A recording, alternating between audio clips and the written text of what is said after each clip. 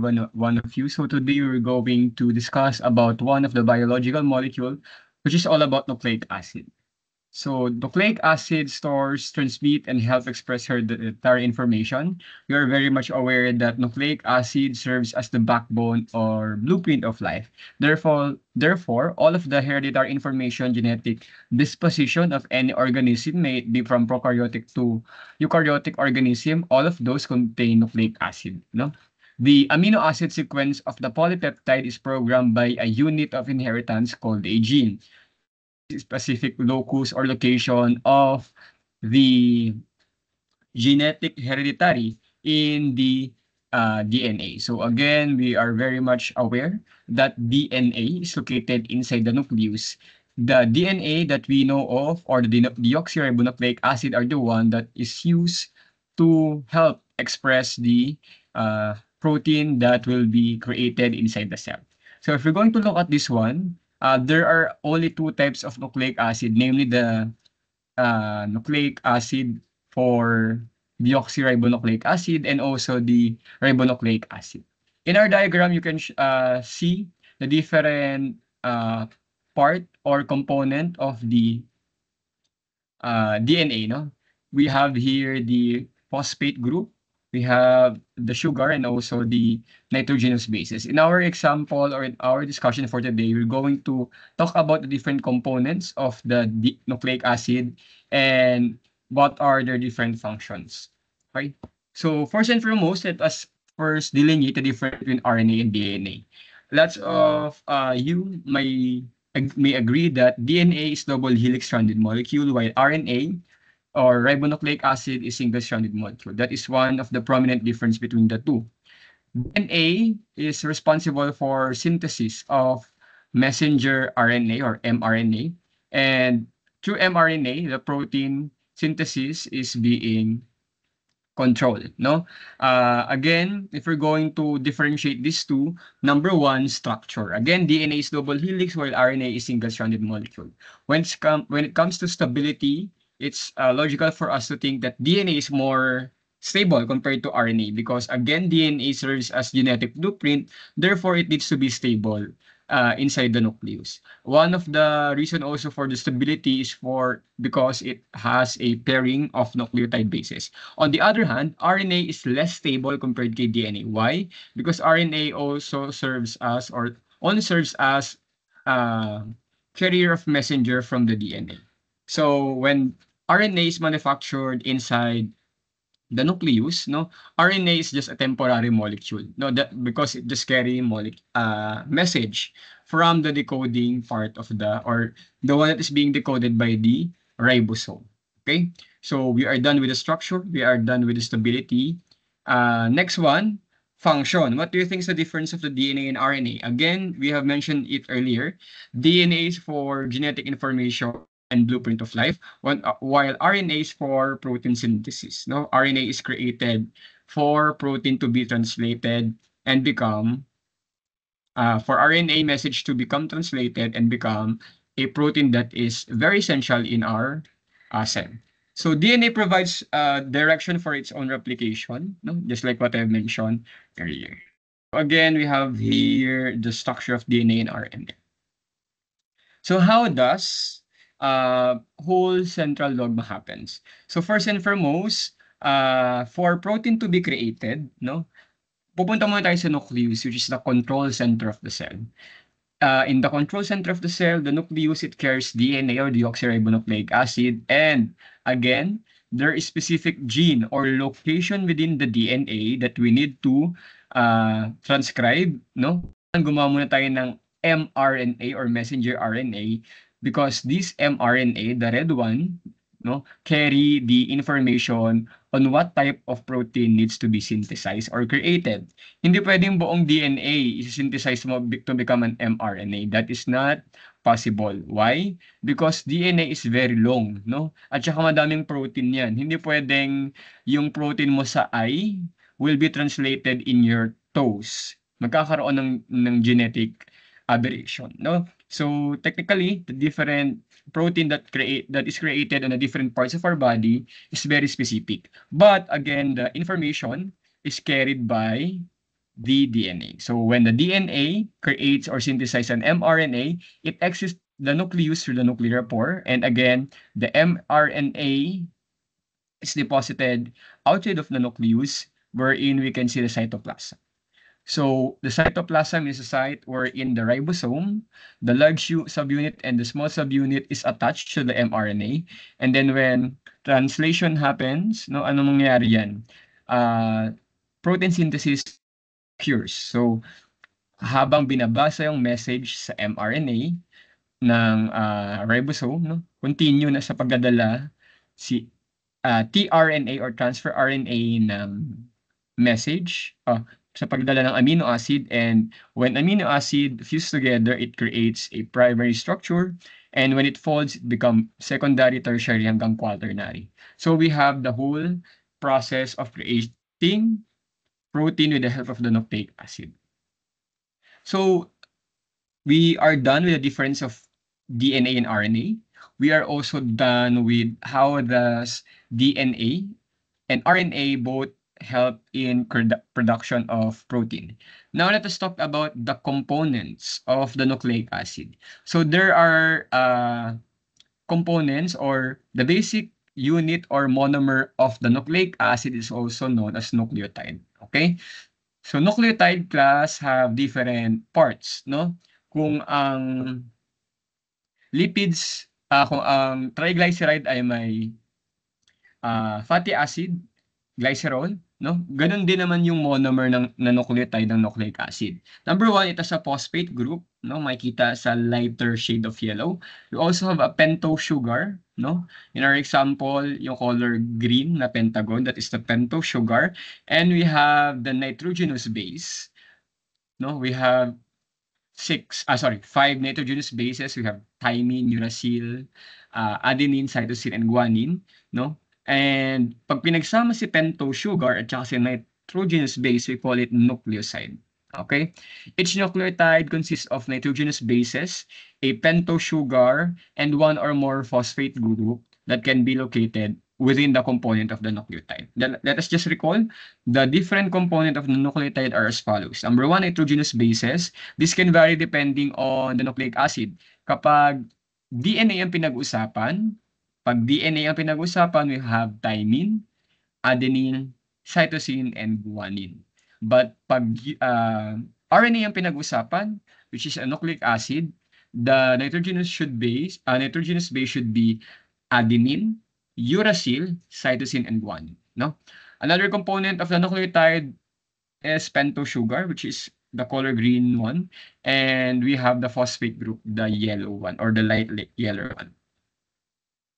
So in our previous discussion, we were able to discuss that monosaccharide is a basic carbohydrate or monomer, no, or monosaccharide, and realize that both DNA and RNA do contain monosaccharide, no.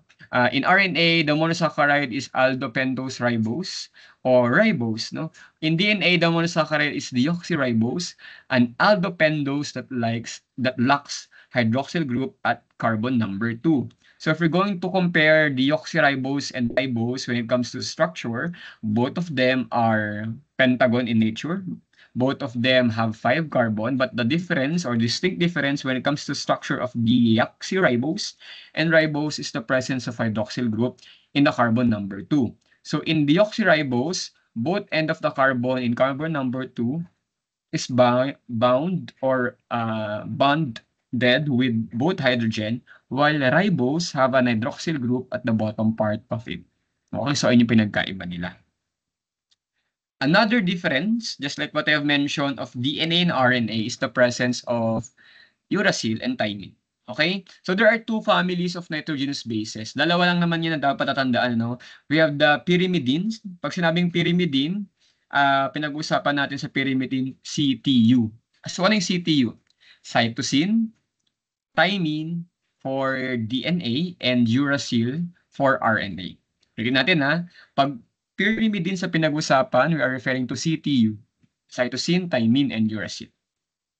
Pag purines naman, we are referring to only two, no? Yung adenine and guanine. So what is the difference? If we're going to look at the difference of pyrimidine and purines, very distinct yung difference.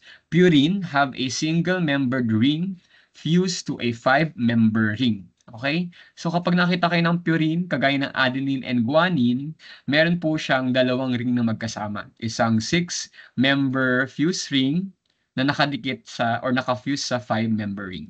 Okay?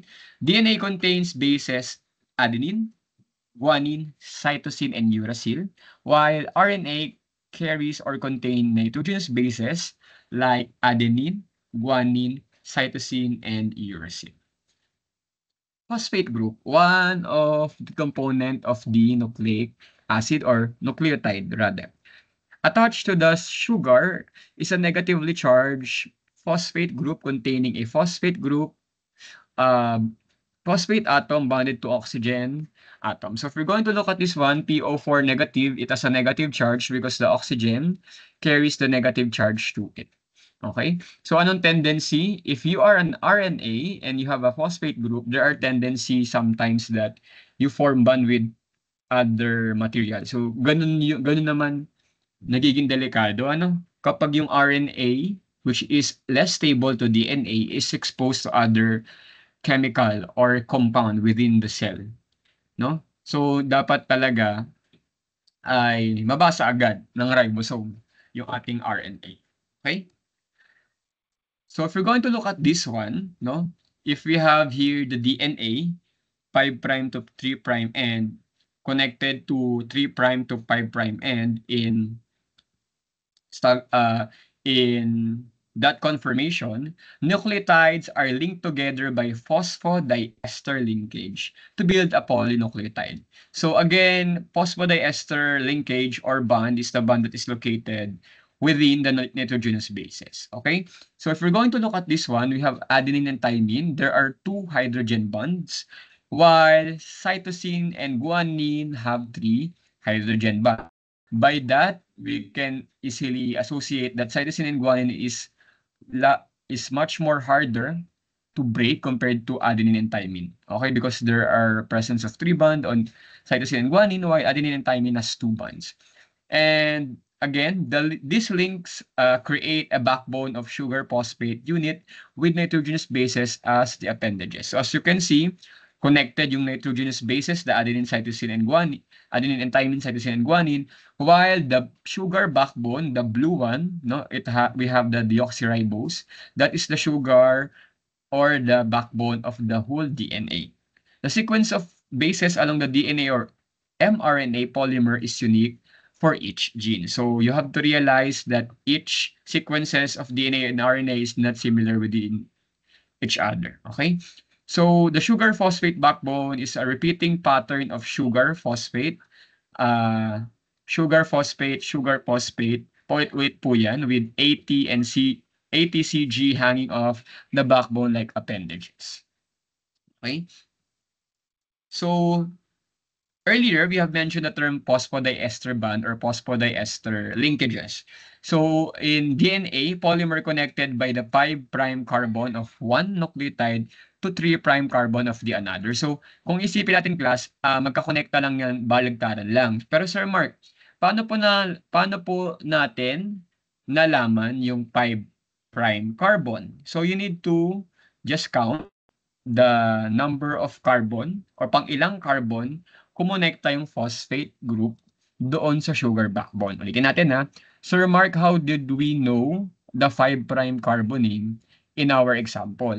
So, in the image or diagram that is showcased on the left side of the screen, makita natin na 5' po siya because if we're going to count the number of carbon in the sugar backbone, we have 1, 2, 3, 4, 5, and the 5 is the one that is encircled. So 5' siya. Dito yung nagkakaroon ng connection yung phosphorus doon sa sugar backbone. Kaya tinawag na phosphodiester. So may ester bond dyan na makikita within the phosphorus and the sugar backbone. Okay? So sa kabila naman, meron tayong 3' to 5'. Bakit ganun? Nakabaliktad lang kasi siya, class. Di ba ang DNA hindi naman yan parehas ng conformation. Baliktad sila. So, kung babaliktarin natin, nasa 3' carbon, kumokonekta yung nucleotide. In phosphodiester formation, 2-hydroxyl group on the phosphate molecule binds to the 3' and 5' carbons on 2 independent pentose group. So, kung dalawa, ang hydroxyl group, ano nangyari? O ano nangyari dun sa dalawang hydroxyl group? Again, it produces water and nagkakaroon nga ng dehydration synthesis. So, nagkakaroon ng release of water within the system kapag nagkakaroon ng bond doon. So, if we're going to look at this one, ito yung pinaka-basic example natin. We have here a one sugar base and another sugar base. So, anong nangyari? Yung hydroxyl part ng phosphate dito sa bottom part ng backbone at saka yung hydroxyl part ng sugar doon sa pentose sugar sa taas, all of this OH or hydroxyl ay nag-merge together. So, anong nangyari?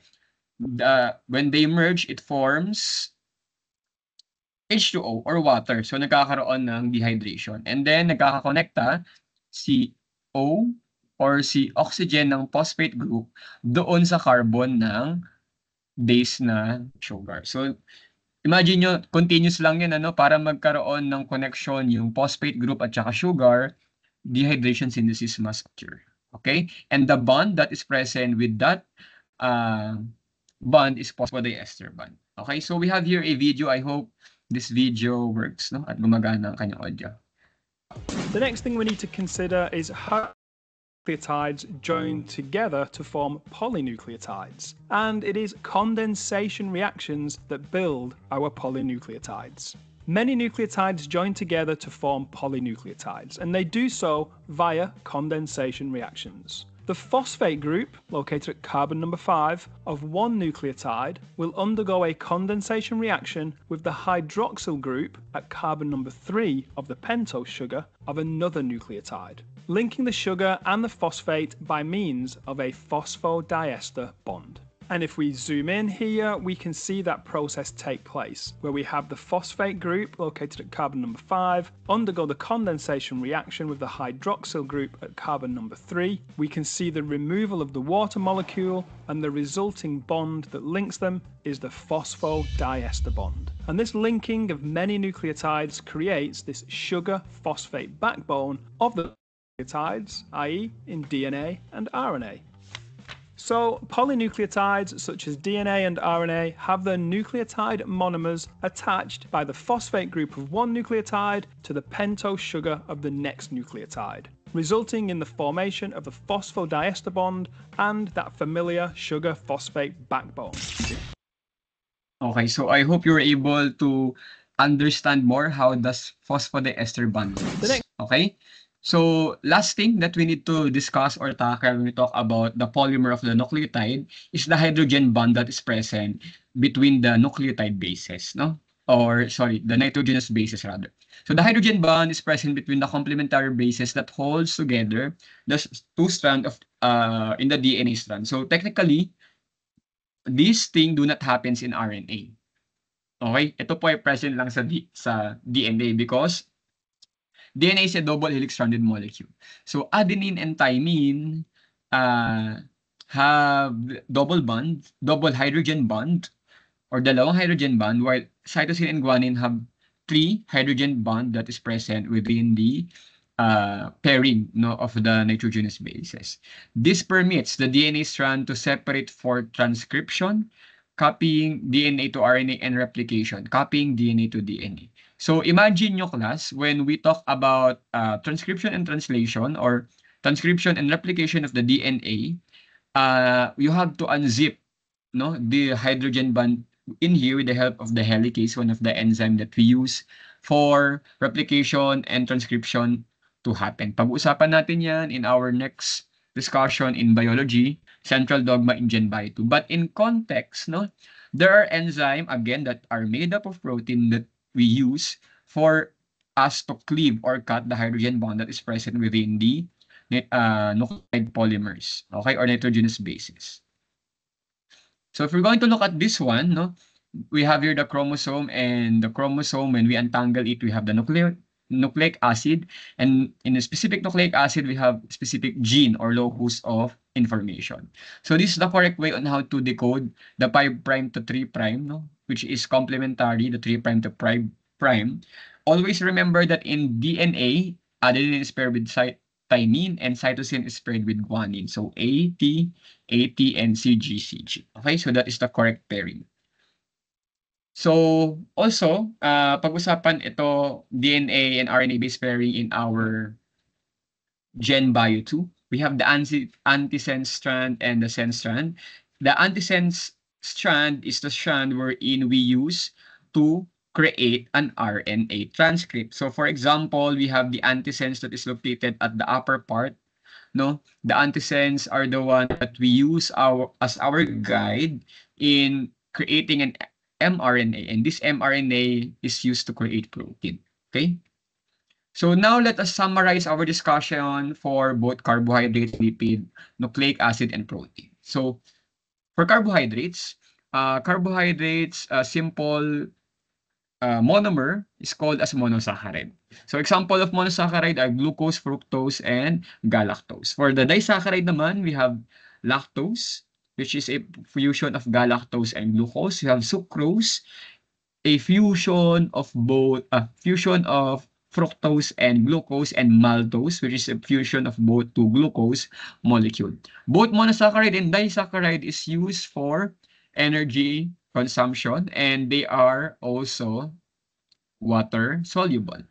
On the other hand, you have the polysaccharide. Our example includes cellulose for the plant, starch also located with the plant for their structure, same with the cellulose. Glycogen is for the animal cell, usually located within the liver and the skeletal muscle. We have the chitin, structure of polysaccharide that is also fused with protein for both animals and fungi. So the primary function of this polysaccharide is for structure of different organisms like plants and animals. They also help in strengthening the plant cell wall, store glucose for energy, and strengthen the exoskeleton of the animals and fungal cell of the cell wall. Next one, we also have the lipids. The components of lipids are as follows. For the triglyceride, we have the glycerol, which is the backbone of it, and 3 fatty acid. So example of triglyceride are glycerols, no, or fats, which are also used for energy source of our body. Phospholipid is made up of phosphate group, 2 fatty acid, and a head, no. So example nito at nakikita ito saan sa ating phospholipid bilayer, which is located within our cell membrane. For steroid, it is a 4-fuse carbon ring, and usually it is attached to another chemical group for it to become more functional within our body. Okay? So component of the cell membrane for the cholesterol and signaling molecule for our hormones. We have lipids. Proteins have different parts and components. So there are 20 amino acid type within our body. So if we're going to look at our structure, we have the amine group, the NH2 or amino. We have the carboxylic acid, COOH, in the right side. We have the central carbon, which is located within the center, the R group or the side chain that is located above. So all of the amino acid differ when it comes to side chain or the R group. The example of these are as follows, or enzyme, which is used for chemical reaction, speeding up chemical reaction to be specific, defensive protein for diseases, storage protein for storage of amino acid for consumption of the organism or species, transport protein for transport mechanism within the cell to cell, hormone for coordination within the response of the body or the organism. Protein is also used for receptor, and it is used for signaling outside of the cell. Motor protein for locomotion and cell movement. And lastly, structural protein for providing structural support within the cell or any organism. And last one, we have nucleic acid, which is our topic for today. So in summary, nucleic acid component includes sugar backbone, sugar backbone, the phosphate group, and nitrogenous bases. There are 5 nitrogenous bases in our cell or body: adenine and thymine, cytosine and guanine for DNA, adenine and uracil, cytosine and guanine for RNA. The difference of DNA and RNA are number one, their sugar, second, their nitrogenous bases, third is their structure, and fourth is their stability. So stability-wise, DNA is more stable because it's double-stranded molecule. For function, DNA is for the hereditary information, while RNA is for gene expression and usually for protein synthesis. So that marks our discussion for the whole biomolecule. I hope you pass the examination for written work number 3. Thank you for listening.